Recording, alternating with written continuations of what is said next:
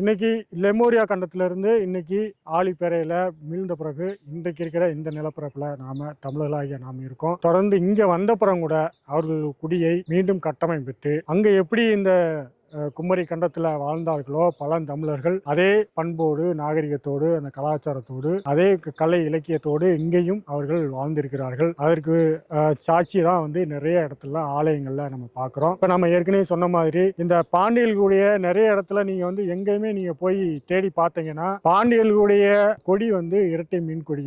மீன் கொடின்னு சொல்ல மாட்டாங்க, அது தமிழ்ல கயல்னு சொல்லுவாங்க, இரட்டை கயல் கொடி. அந்த இரட்டை கயல் கொடிக்கு நடுவுல பாத்தீங்கன்னா ஒரு செண்டு மாதிரி நான் என்ன போட்டுக்க, இது போய் மேல இப்படி வளைஞ்சிருக்கும். இது வந்து சாட்டை அப்படின்னு சொல்லுவாங்க, இல்லாட்டி செங்கோல். பாண்டியனுடைய அரசாட்சி, அவனுடைய ஆட்சியை குறிக்கிறது. இல்ல மன்னர் கையில எப்பயுமே செங்கோல் வச்சிருப்பான், அந்த ஆட்சி நிர்வாகத்தை குறிக்கிறதுக்காக இந்த செங்கோல் வச்சிருக்காங்க. ஆனா அதுக்கு தாண்டி இந்த செங்கோலுக்கு பின்னாடி உண்மையான பொருள் கிடையாது. இது மேலோட்டமா பார்க்கும்போது ஒரு செங்கோல்னு சொல்லலாம், இல்ல சாட்டைன்னு சொல்லலாம். ஆனா உண்மையான பொருள் அப்படின்னு பாத்தீங்கன்னா இது அறிவியலோட மெய்ஞானம். இது எதை உணர்த்துது அப்படின்னா குண்டலினி சக்தியை உணர்த்துது. இப்ப அதே இந்த குண்டலினுடைய சக்தியை உணர்த்ததுதான் இந்த இரண்டு பாம்புகளை வந்து பின்னி இருக்கிற மாதிரி இங்க எங்கேயுமே இல்லாத இந்த இரட்டை மீன் பக்கத்துல பாண்டியர்கள் பொறிச்சிருக்காங்க. அப்படின்னா எப்படியாவது இது நம்ம அடுத்த சன்னதிக்கு நம்ம, ஏன்னா நிறைய இடத்துல அவங்க பதிவே பண்ணல எங்கேயுமே எதுக்காக இந்த கொடியை பயன்படுத்துறோம், இந்த கொடிக்கு என்ன அர்த்தம் அப்படின்னு நீங்க எங்க கூகுள்ல எங்க போய் தேடினாலும் விக்கிமீடியால எங்க போய் பார்த்தாலும் பாண்டியர்களுக்கு எதுவுமே